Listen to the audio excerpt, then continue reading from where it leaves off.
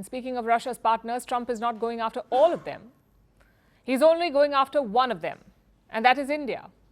The United States can still buy from Russia. Europe can still buy from Russia.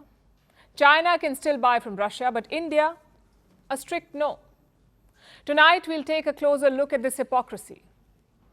First up, Russian oil. China makes up 47% of Russia's crude exports, 47%. India makes up 38%. The EU and Turkey both make up 6% each. Next is finished petroleum goods. India does not buy them from Russia. Turkey is the largest importer. They make up 26% of Russia's total sales. China makes up 13% and Brazil 12%. Then you have natural gas. The EU is the top buyer of Russian liquefied natural gas. They make up a whopping 51%. Europe, 51%. China is at 21%. Japan is at 18%. India is nowhere in this picture.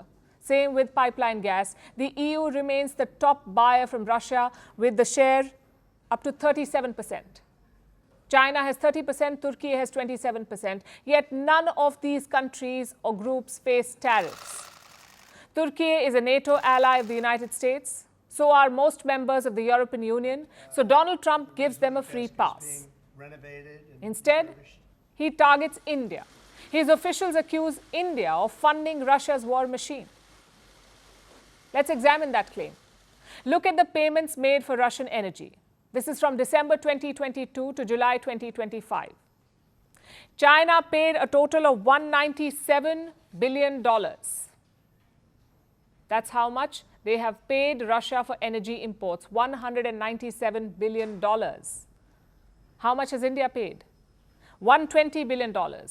Turkey has paid $80 billion and the European Union has paid $63 billion. This table sums up the hypocrisy. India has paid $120 billion to Russia, but NATO countries have paid $123 billion. Yet, who gets the tariffs?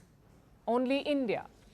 Even today, 10% of Russian energy ends up in Europe, but nobody bats an eyelid. Nobody accuses Europe of funding the war. The truth is, Brussels has been wily. In public, they talk about crippling Russia's economy. They talk about ending energy imports. But they never do it. They sneakily carve out exemptions. But even today, Russian natural gas is unsanctioned. Why? Because Europe cannot live without it.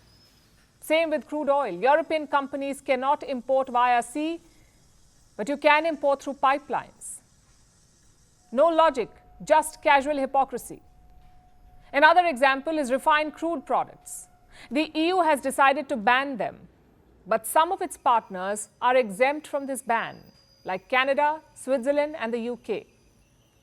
So there are two double standards here. One is the sanction carve-outs. You target things you cannot live without. You target things you can live without, rather, but you exempt things that you cannot live without. Either way, it's money flowing into Russia. The second double standard is the singling out of India. This accusation of funding the war. Like I said, NATO countries have paid more to Moscow, plus China is helping the war effort. Beijing has been shipping dual-use goods to Russia. They also supply spare parts and electronics, yet there are no tariffs on China. So what explains the singling out of India? It is likely a pressure tactic. The only question is for what? Pressure to make India sign a trade deal? Or pressure to make Russia end the war? On trade, Trump's concerns are old. He had the same complaints in his first term too. Think back to 2019, Trump ended preferential trade terms for India. Before that, India could export some 2,000 items without paying duty, but Donald Trump said not anymore. He accused India of denying market access to the US, and he terminated the trade agreement. So his concerns are not new. The difference is the approach. This time, Trump is going all out against India. He wants to make an example out of us. Unfortunately for him, New Delhi is not backing down.